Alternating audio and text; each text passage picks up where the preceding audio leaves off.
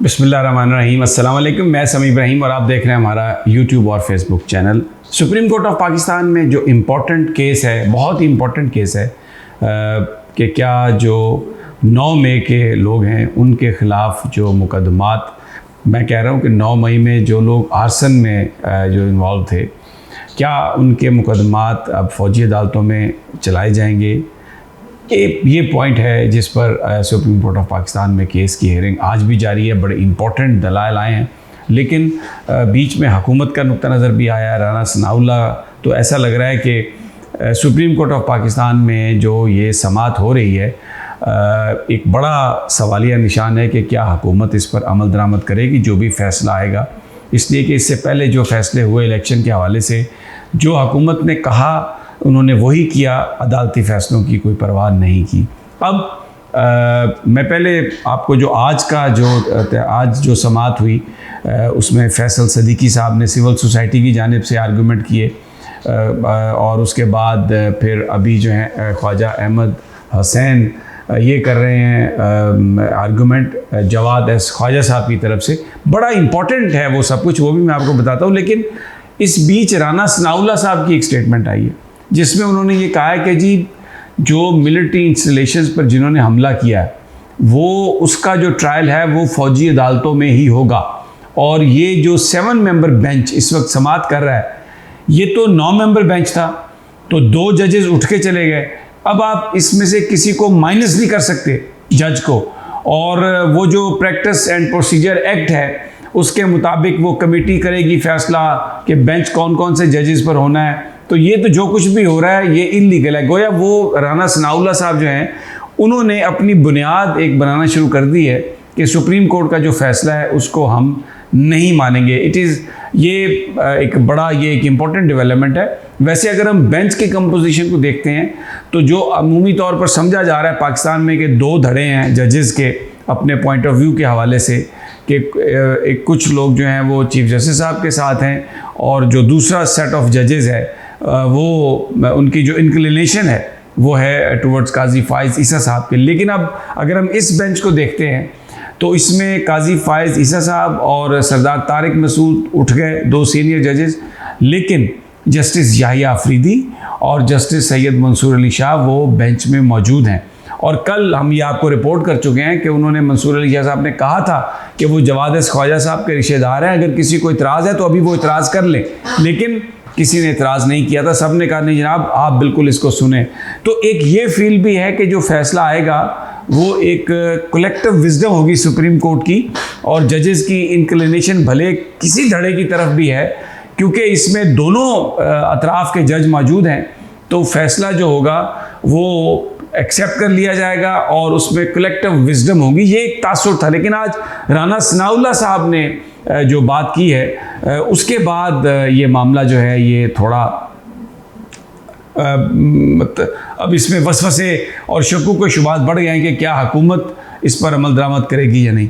आज की जो समाअत हुई उसमें फैसल सदीकी साहब ने जो आर्गूमेंट दिया, मैं उसका आपको लुबे लुबाब बताता हूँ कि उनका ये कहना था कि मैं फ़ौजी अदालतों की आइनी हैसियत को चैलेंज नहीं कर रहा, मैं सिर्फ ये कह रहा हूँ कि जो इस वक्त जो तरीक़ाकार है उसके तहत एक फ़ौज के अंदर जो कमांडिंग ऑफिसर है उसकी ये डिस्क्रिशन है कि वो कौन सा मुकदमा फ़ौजी अदालतों में चलाना चाहता है और कौन सा मुकदमा आम अदालतों में वो चलने की इजाज़त देंगे। तो इसलिए मैं कोई इसकी फ़ौजी अदालतों की आइनी हैसियत को चैलेंज नहीं कर रहा, मैं सिर्फ ये कह रहा हूँ कि आप वो प्रोसीजर बना दें कि डिस्क्रिशन ख़त्म हो जाए, एक तरीक़ाकार बन जाए, जो उस म्यार पे पूरा उतर रहा हो म्यार बना दिया जाए और उसके ख़िलाफ़ जो है वो मुकदमात चले। इस पर ख़ासा उन्होंने जजेस के सवाल थे, जस्टिस आयशा मलिक साहबा, justice Mansoor Ali Shah Sahab, justice Munib Akhtar, justice Ejazul Hasan, chief justice Sahab, फिर मज़ार नकवी, सब ने इस पर बड़े सवाल किए। फैसल साहब ने बड़े तहम्मुल से उनके जवाब दिए और ख़ासा उनका आर्गूमेंट हुआ। उसके बाद ख्वाजा अहमद हसन या अहमद हुसैन, अगर माफ़ कीजिएगा अगर मैं सही उनका नाम प्रोनाउंस नहीं कर रहा, वेरी एलिगेंट लॉयर, और बड़े खूबसूरत दलाइल उन्होंने आगाज़ किया। उन्होंने कहा कि जी हम ये ना किसी सियासी जमात को फ़ायदे के लिए ये कर रहे हैं और ना ही ये चाहते हैं कि जो हमले में मुलव्वस लोग थे वो बच सकें। बिल्कुल हम चाहते हैं कि जो हमले में मुलव्वस लोग थे, जिन्होंने फ़ौजी तनसीबात पर हमला किया, उनको शदीद तरीन सज़ा मिलनी चाहिए। लेकिन जो फ़ोरम जो है कानूनी, उसी पर सज़ा मिलनी चाहिए। तो जो फ़ौजी अदालतें हैं सिविलियंस के ख़िलाफ़, उनमें ट्रायल नहीं हो सकता। और उसमें उन्होंने कहा कि भले आप लार्जर बेंच बना दें, क्योंकि जो 17 मेंबर बेंच का जो फ़ैसला था, डिस्ट्रिक्ट कोर्ट्स का जो फ़ैसला था, जो बेंच का मशहूर ज़माना, उसमें उन्होंने मखसूस शिकों का हवाला दे के कहा कि हम ये चाहते हैं कि आप इनको स्ट्राइक डाउन कर दें। लेकिन अगर वो फ़ैसला, क्योंकि उसमें ज़्यादा जजेस थे, तो अगर वो फ़ैसला आपकी रास्ते में कोई रुकावट है, तो आप, यानी जजेस की तादाद अगर रुकावट है, तो आप अपना बड़ा बेंच भी बना सकते हैं। लेकिन अहमद हसन साहब के ख़्याल में ये 7 मेंबर बेंच भी वो उन शिकों को जो फ़ौजी अदालतों के मामले को डील करती हैं, उनको स्ट्राइक डाउन कर सकता है। तो लेकिन बहरहाल अभी ये समाअत जारी है और आज रहेगी समाअत, और देखते हैं कि इसके बाद फिर जब ख्वाजा अहमद हसन साहब आर्गूमेंट कंप्लीट कर लेंगे, तो क्योंकि बीच में नमाज जुमा का वक्फ़ा, तो फिर अटॉर्नी जनरल साहब शायद करें। तो जो भी इसकी सूरत हाल होगी मैं वो आपको दूंगा। लेकिन राना सनाउल्लाह का मैं फिर कहता हूँ कि ये बयान कि इस अदालत की कोई कानूनी हैसियत नहीं है, इस बेंच की कोई कानूनी हैसियत नहीं है, क्योंकि सीनियर जो मेंबर हैं बेंच के, उन्होंने ये कह दिया, और वो मुस्तकबिल के चीफ जस्टिस भी हैं, और इसमें शहदा की जो है यादगारों की बेहुरमती की गई है। और उन्होंने, राना सनाउल्लाह ने ये सवाल उठाया कि क्या जो शहदा के ख़ानदान हैं, क्या उनके कोई आइनी हकूक़ नहीं है? मुल्ज़मान के आइनी हकूक़ की बात की जा रही है, लेकिन जो शहदा के फैमिली वाले हैं, उनकी हैसियत कहाँ गई? और उन्होंने कहा कि इंसाफ होता हुआ नज़र भी आना चाहिए। बड़ा एक बयान उन्होंने इमोशनल करने की कोशिश की है। बट लेट्स सी अब व्हाट हैपन्स। एक और इशू जिस पर मैं बात करना चाहता हूँ, कल इसहाक डार साहब ने थप्पड़ मार दिया एक सहाफ़ी को, शाहिद साहब को, जो ABN न्यूज़ के नुमाइंदे हैं।